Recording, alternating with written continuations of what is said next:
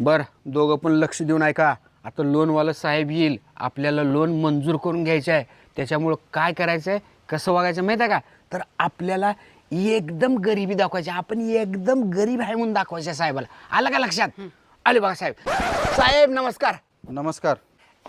अरे बघत काय बसलेस, जा साहेबांना बसायचं आण. जा. बसा साहेब.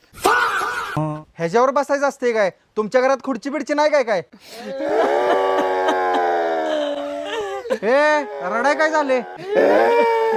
साहेब आमच्या घरात खुर्ची नाही हो, आम्ही लय गरीब आहे. बर ठीक आहे.